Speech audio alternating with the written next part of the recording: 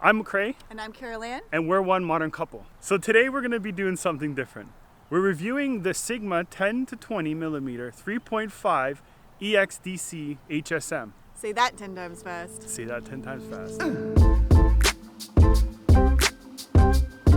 If you don't know about us, we like to travel. And when we do, we like to take photos and videos and vlogs. And that's pretty much why we got this lens. The lens is on the camera right now. So this is it? You're getting a real live shot of it? Yeah, I find it a little, it's not too steady, but that might be my arm. It could be your arm. Yeah. This is not going to be your typical lens review that you find online. It's going to be a little more casual. It's, when I was looking to buy this lens, I did a lot of research. There's some guys that do it very well and they show very good in-depth of the whole lens. They take you through everything. We're not gonna do that today. So the lens is on a Canon 70D right now, and we usually use a Canon 18 to 55 millimeter kit lens, which doesn't really do the trick for our vlogs like we are right now. It doesn't give you that wide angle, far-reaching. If I'm filming myself, I can't get her in it, but that's okay because I talk too much, so. It's true. We also wanted a lens that would do well for photographs because we also like to take those of landscapes, and the wider the angle, the better for us. But more importantly, he has to lug this thing around and switch all the lenses. I don't really have to do that.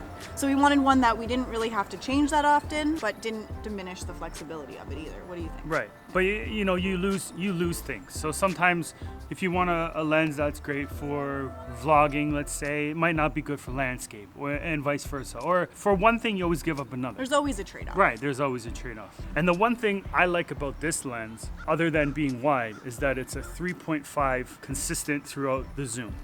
You can zoom in to 20 and it's 3.5. You zoom out to 10, it's 3.5, which I like.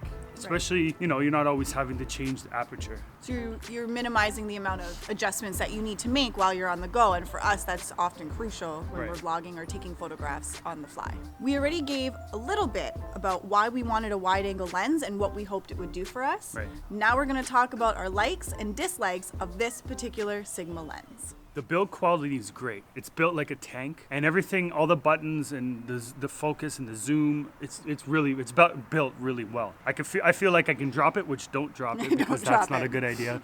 But if I drop it, you might be okay. You might be okay with it. It's pretty sturdy. It's pretty solid for sure. Yeah, it's not just plastic. If there's rubber, there's plastic, there's metal. It's phenomenal. Having said that, it's also pretty heavy. That Very stability heavy. And sturdiness comes with the cost of weight. I do love the wide angle. Like we said, the wide angle is fantastic, and it's something that we need to use. Not everyone needs it, but it's always good to have a wide angle lens in your arsenal. Having said that, there is some distortion at the outer edges of the wide angle at times. Yes. So that can kind of play havoc with your video, especially if you're standing on the edge of it. Right, like this. You kind of get a little wonky, and no one really wants to be stretched that wide. But as long as you stay in the center, it's not bad. And on the outside, the lens here, with the distortion, you also get the lower quality of it. That brings us to another thing, is that this lens is very good price. Right. If you have to trade off on a few technical factors in exchange for a really great price, like cropping or staying in a certain part of the frame, that's something you have to choose. With this lens, I've noticed the quality isn't perfect. It's not the greatest quality. The photos don't come out that fantastic. The video is, I don't know, you tell us. Let us know what you think of the video. Let us know, how do we look? I think we look pretty good. We always look good. That's true. The autofocus of the lens with the 70D is pretty good. I mean, it's loud at times. It's pretty loud at times. But we use a shotgun mic, which it suppresses the sound. A little bit. Yeah. It's another one of those trade-offs. Yeah. For photography and for video, if you're not concerned about audio, that loudness isn't going to even play a factor. Absolutely. And it's really quick. Absolutely. But if you don't have a proper shotgun mic, even with our shotgun mic that we have, this is the sound. If we're completely quiet, although there's some ambient noise. It was a blurry for a second there.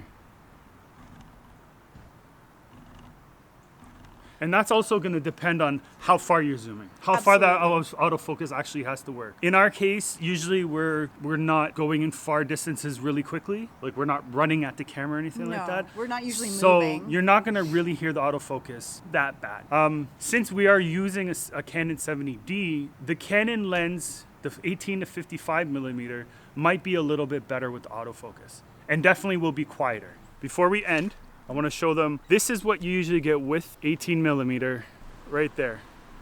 But I mean, we can get the whole scene in the background with our 20 or 10.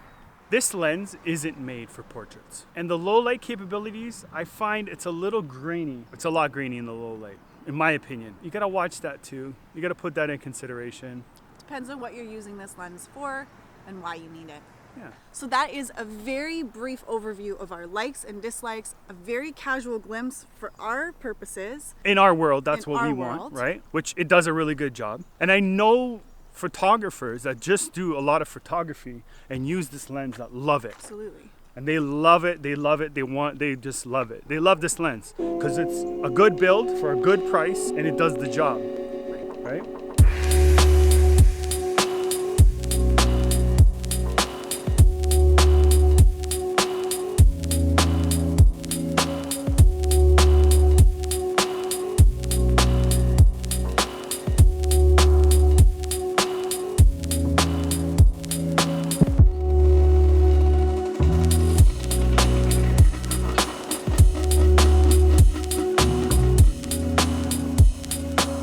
For us though, this lens is really big and the autofocus, it is loud, and the price compared to the Canon 10 to 18, for an extra $250 Canadian, I might go and grab the Canon and try it out.